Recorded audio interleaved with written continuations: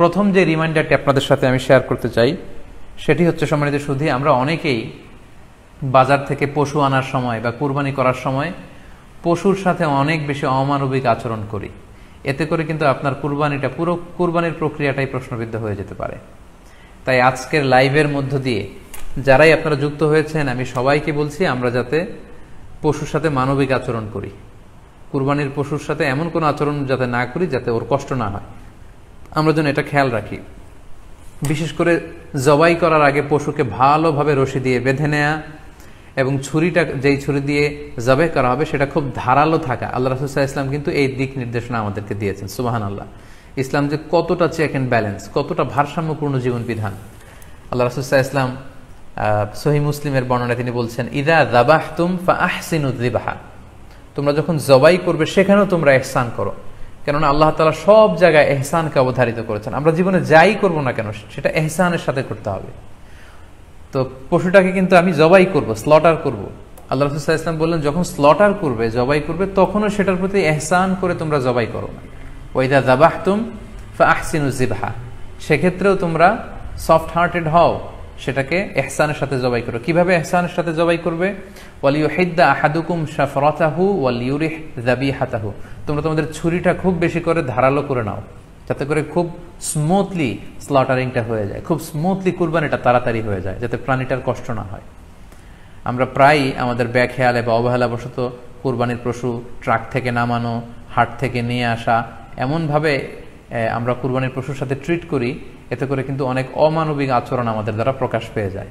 So আমরা যদিও এটাকে জবাই করব, আমরা যেন ইহসানের সাথে জবাই করি, এই বিষয়টা যেন আমরা খেয়াল রাখি। এটা হচ্ছে প্রথম রিমাইন্ডার।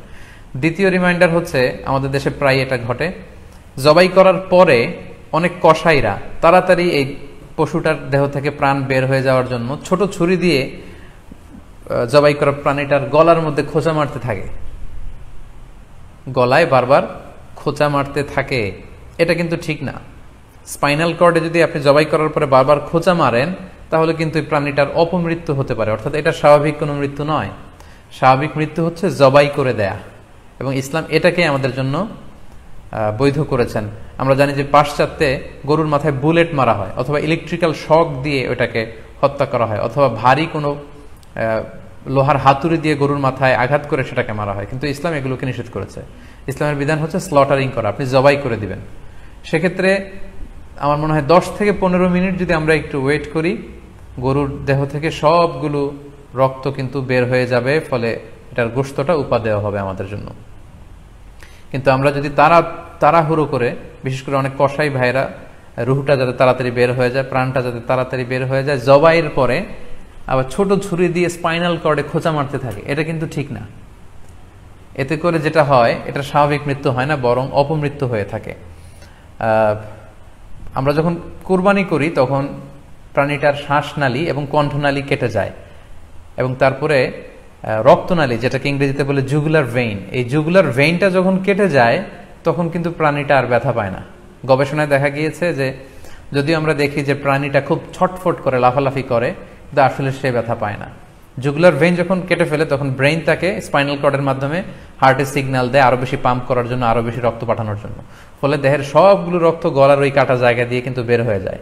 কিন্তু ওই মুহূর্তে আপনি যখন ছোট ছুরি নিয়ে এটার স্পাইনাল কর্ডে খোঁচাখুচি করতে শুরু করেন, তখন কিন্তু এটার অপমৃত্যু ঘটে, এটার স্ট্রোক হতে পারে, এটা হার্ট অ্যাটাক করে মারা যেতে পারে। তাহলে সেটা কিন্তু স্বাভাবিকভাবে জবাইয়ের মধ্যে দিয়ে মৃত্যুবরণ করলো না, বরং হার্ট অ্যাটাক করে বা স্ট্রোক করে সেটা মারা গেল।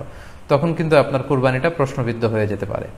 তো এই জন্য আমি সকলের কাছে অনুরোধ করব, আপনারা তাড়াহুড়ো না করে 10 থেকে 15 মিনিট একটু ওয়েট করেন জবাইয়ের পরে, এটাকে স্বাভাবিকভাবে, ন্যাচারালি, প্রাকৃতিকভাবে এটা রুহটা বের হতে দিন। তা না হলে আমাদের কুরবানি কিন্তু প্রশ্নবিদ্ধ হয়ে যেতে পারে। 3 নম্বর রিমাইন্ডার হচ্ছে, আমাদের বাংলাদেশের অনেক জেলায় আমরা হিন্দু মুসলমান একসাথে থাকি। আমার কাছে নিউজ এসেছে যে অনেক জায়গায় অনেকে হিন্দুদের মন্দিরের সামনে কুরবানির গরু জবাই করে। এটা ঠিক না, কারণ আমরা জানি যে ওরা এই গরুর পূজা করে থাকে। সো আমরা এমন কিছু করব না যেটা ওদেরকে খুব বেশি কষ্ট দিবে।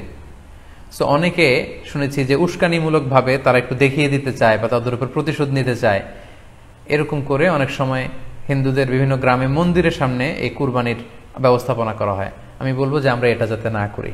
আমরা হিন্দুদের যে উপাসনালয় আছে, আমাদের হিন্দু ভাইদের উপাসনালয়গুলোকে স্কিপ করে এমন জায়গায় কুরবানি করব যাতে করে তাদের এই দৃশ্য দেখা না লাগে এবং তাদের ইবাদতগাহের সামনেও যাতে আমাদের এরকম পরিস্থিতি তৈরি করতে না হয়, আমরা যাতে সাম্প্রদায়িক সম্প্রীতি আমাদের ইবাদতের মধ্য দিয়ে বজায় রাখতে পারি এবং কোনো ধরনের উস্কানিমূলক কর্মকাণ্ডে যেন আমরা কখনোই যুক্ত না হই। 4 নাম্বার এবং সবচাইতে গুরুত্বপূর্ণ পয়েন্ট হচ্ছে, জি খেয়াল করে শুনুন, আপনাকে বলছি 4 নাম্বার পয়েন্ট হচ্ছে যে জবাইয়ের স্থান এবং বর্জ্য কুরবানির পরে এটাকে নিজ দায়িত্বে পরিচ্ছন্ন করুন। আই রিপিট, আমি আবার বলছি, যেখানে আপনি কুরবানি করলেন সেটাকে এবং এই যে বর্জ্য ময়লা এটা নিজ দায়িত্বে আপনি ক্লিন করুন। সিটি কর্পোরেশনের ভাইয়েরা সরকারি তত্ত্বাবধানে সারা বাংলাদেশের এই সব বর্জ্য আসলে পরিষ্কার করা সম্ভব না। জরিপে এসেছে যে 50 লক্ষ গরু জবাই করা হয় প্রত্যেকটা কুরবানির ঈদে। তো সেক্ষেত্রে আমাদেরকে দায়িত্বশীল হতে হবে। কুল্লুকুম রাঈন ওয়া কুল্লুকুম মাসউলুন আন রাইয়াতিহি।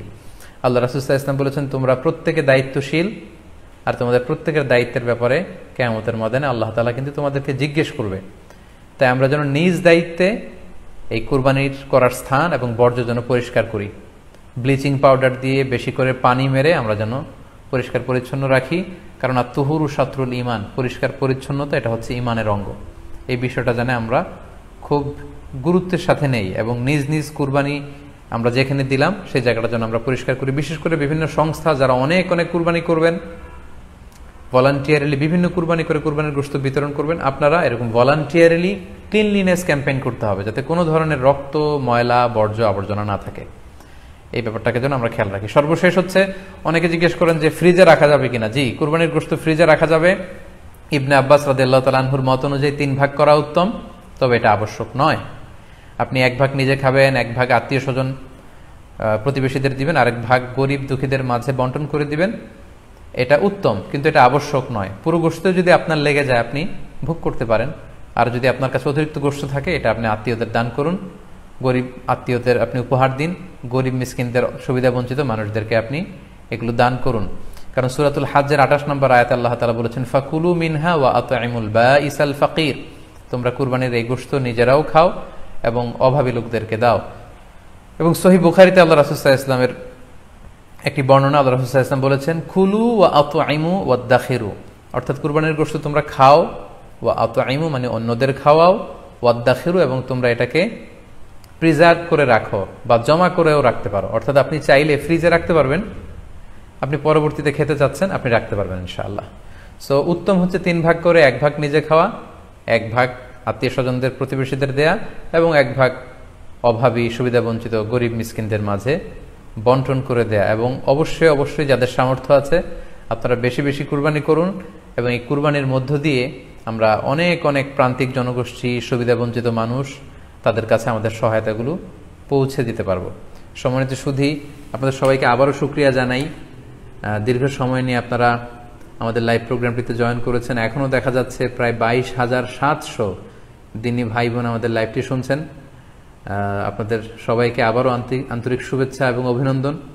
আমরা কামনা করি যে আল্লাহ তাআলার কাছে আমরা ফরিয়াদ করি জিলহজ মাসের প্রথম 10 দিনের যে বারাকা, রাহমা, আমরা যেন নফল ইবাদত করে করে বেশি বেশি তাকবীর, তাহলিল দিয়ে এই দিনগুলো যেন মুখরিত রাখতে পারি, বেশি বেশি নফল ইবাদত করতে পারি, নফল রোজা রাখতে পারি। বিশেষ করে অবশ্যই আরাফার দিনের রোজা যাতে আমরা মিস না করি। এবং যদিও করোনা পরিস্থিতির মধ্যে দিয়ে আমরা সবাই আতঙ্কিত, তারপরেও গোটা মুসলিম উম্মার জন্য আমরা দোয়া করি যে এই ঈদুল আজহার উৎসব যাতে আমরা ভাব গাম্ভীর্যের সাথে ইবাদতের মধ্য দিয়ে, আনন্দ উৎসবের মধ্য দিয়ে পালন করতে পারি। আপনাদের সবার জন্য আমি দোয়া করছি, আমি নিজেও আপনাদের সবার কাছে দোয়া চাই। আল্লাহ তাআলা আপনাদের সবাইকে ভালো রাখুক, সুস্থ রাখুক, ঈমানের সাথে রাখুক। আবারও হয়তো কোনো লাইভে দেখা হয়ে যাবে, আপনারা লাইভটি শেয়ার করবেন বলে আশা করছি। সুবহানাকাল্লাহুম্মা বিহামদিকা আশহাদু আল্লা ইলাহা ইল্লা আনতা আস্তাগফিরুকা ওয়া আতুবু ইলাইক। ওয়াসসালামু আলাইকুম ওয়া রাহমাতুল্লাহি ওয়া বারাকাতুহু।